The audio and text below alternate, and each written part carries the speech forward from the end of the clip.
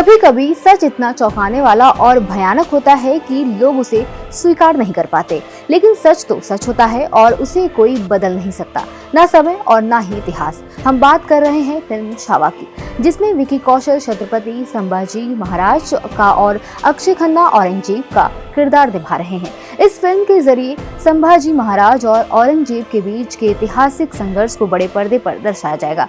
अब ये देखना काफी दिलचस्प होगा कि दर्शक इस फिल्म को कैसी प्रतिक्रिया देते हैं और क्या वो इतिहास की इस कड़वी सच्चाई को समझ पाते हैं। नमस्कार, मैं हूं पल्लवी और आप देख रहे हैं द टीवी। आज के इस वीडियो में हम इन्हीं छत्रपति संभाजी महाराज के जीवन के बारे में चर्चा करेंगे।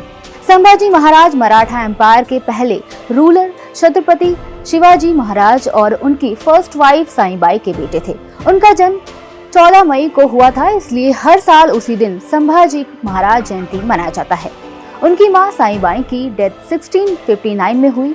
उसके बाद उन्हें शिवाजी की मां जीजाबाई ने उन्हें पाला। जब वो सिर्फ 9 साल के थे, उन्हें राजा जय सिंह के पैलेस में एज अ पॉलिटिकल होस्टेज भेजा गया। ये पुरंदरपुर ट्रीटी का पार्ट था जो शिवाजी ने मुगल्स के साथ 1665 में साइन किया था। खैर, बात करते हैं संभाजी का रूल कैसे शुरू हुआ।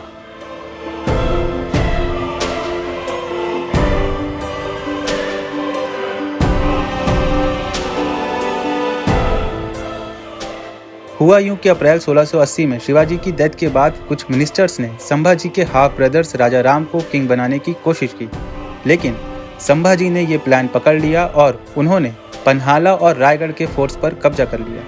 20 जुलाई 1680 को संभाजी ऑफिशियली छत्रपति बन गए। हम आगे बढ़े इससे पहले ये समझना जरूरी है कि मुगल्स के साथ संभाजी का रिश्ता कैसा था। दरअसल ये बहुत कॉम्प्लिकेटेड रिलेशन था। संभाजी एक मुगल मनसबदार भी थे। 1666 में शिवाजी और संभाजी दोनों को औरंगजेब ने हाउस अरेस्ट में रख दिया, लेकिन 2 महीने बाद दोनों वहां से भाग निकले। 1666 से 1670 तक मुगल्स और मराठास में दोस्ती थी। इस टाइम संभाजी ने अपने फादर के साथ मुगल्स की हेल्प की बीजापुर सुल्तान के अगेंस्ट।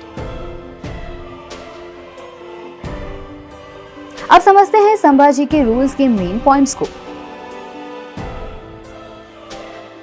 उन्होंने नेबरिंग किंगडम्स पर मिलिट्री कैंपेन शुरू की। उनके सोल्जर्स को कॉन्क्वर्ड एरियाज में लूटपाट की परमिशन थी, जो उनके फादर यानी शिवाजी के टाइम में अलाउड नहीं था। मुगल सिद्धीस ऑफ जंजीरा और पुर्तगीज इन गोवा के साथ फ्रिक्वेंट कलेश होते थे। 1684 में इंग्लिश के साथ ट्रीटी साइन की वेपन्स और गन पाउडर के लिए, और मैसूर पर भी अटैक करने की कोशिश की। 1687 में हुआ बैटल ऑफ वाई, जो वाई और महाबालेश्वर के जंगल्स में लड़ा गया। मराठास जीते, लेकिन उन्हें कमांडर इन चीफ हबीराव मोहिते की डेथ हो गई, जो बड़ा लॉस था।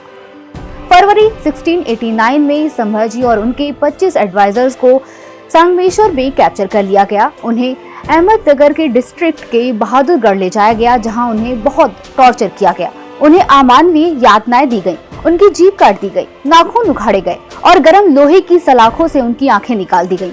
उनके हाथ और पैर काट दिए गए, लेकिन उन्होंने अंत तक रहम की याचना नहीं की और 11 मार्च 1689 को तुलापुर में उनका सर काटकर उन्हें एग्जीक्यूट कर दिया गया।